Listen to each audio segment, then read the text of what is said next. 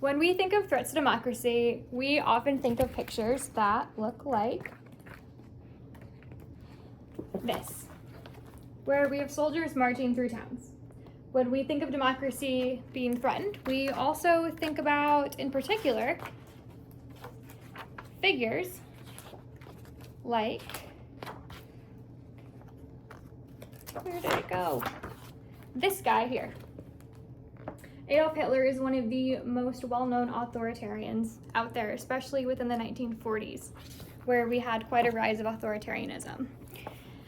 Democracy doesn't just die overnight. Instead, as Robert Benson of the Center for American Progress explains, he stated in 2025, democracy erodes gradually as undemocratic practices become normalized. Authoritarians like Hitler didn't just wake up with all of the power in the world one day. They slowly dismantled the processes of democracies that they once rose to power within. In their 2018 book entitled How Democracies Died, Levitsky and Ziblatt defined 4 clear signs of authoritarianism. 1, the rejection or weak commitment to democratic rules. 2, the denial and legitimacy of political opponents. 3, the toleration or encouragement of violence. And 4, the readiness to curtail civil liberties of the people and opponents, especially the media. President Trump meets all of these warning signs of authoritarianism and poses a clear threat to our democracy. First, Donald Trump is a threat to democracy through his rejection or weak commitment to democratic values. Democracy relies on established and informal rules. Think of things like free and fair elections and the way that we do things. In 2021, following the 2020 election, Trump spread false claims that the election was rigged, and he instructed his Vice President, Mike Pence, to not certify the election. New York Times reported on the January 6th insurrection, in which many people, as we know, stormed the Capitol and urged Pence to not certify the election. Additionally, Trump had joked about running a 3rd time despite the 22nd Amendment saying that a president can only run for 2 terms or 10 years total. Trump's refusal to accept free and fair elections and his disregard for constitutional limits breaks democratic norm. Additionally, Trump does have denial of legitimacy of his political opponents. Levitsky and Ziblatt also defines delegitimacy of opponents as describing them as subversive and opposed to the status quo, and existential threats to security, criminals that are disqualified from running for office, and secretly conspiring with foreign enemies. In 2016, the New York Times reported about how Donald Trump had frequently quoted the "lock her up," referring to Hillary at his campaigns. He said that she would be in jail if he was president. Additionally, throughout Obama's presidency, we saw the birther movement be spread by Trump, in which he stated that Obama was not qualified to be president because he was supposedly born in another nation and not in Hawaii. Additionally, Trump has assaulted members known as the Squad of the House of Representatives. AOC, Omar, Tlaib, Presley, they were all accused of hating America, and Trump even went so far as to call Representative Omar an Al-Qaeda sympathizer. This is clear delegitimization of political opponents.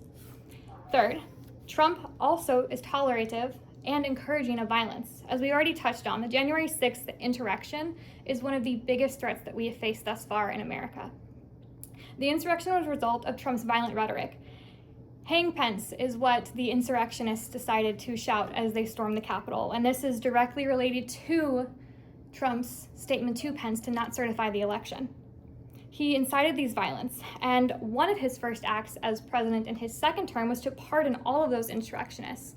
Additionally, on the anniversary of January 6th, the entire White House page was scrubbed and reflected a new narrative in which he blamed Democrats and Capitol Guards for the insurrection. In 2024, NPR reported that Trump made over 100 threats to opponents in 2025, after a video in which Democrats posed to the military saying that you don't have to obey illegal orders. Trump accused the Democrats of seditious behavior punishable by death and reposted someone else's message to hang them, as George Washington would. 6th, Trump repeatedly is ready to curtail civil liberties. In 2025, the New York Times reported that Trump had repeatedly interfered with free press. He suggested that journalists gave him bad press should have their license revoked. Additionally, the Trump administration has restricted access to governmental buildings like the Pentagon to companies and media outlets that favor right-leaning, such as Breitbart and Fox News. And he has also attempted to sanction opposing attorneys on the other side of cases for him. He has detained legal immigrants for speaking out against him. All of these are clear violations of the First Amendment and are clear evidence that he's ready to curtail civil liberties. Authoritarians use their power to punish and control the narrative.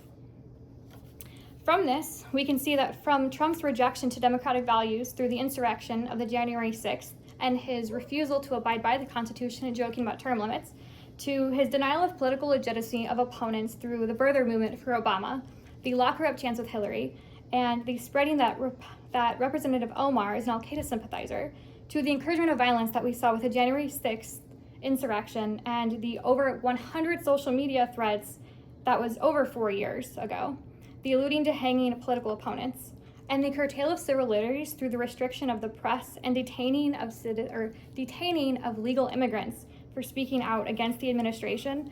Trump clearly is an authoritarian, and he does pose threats to our democracy.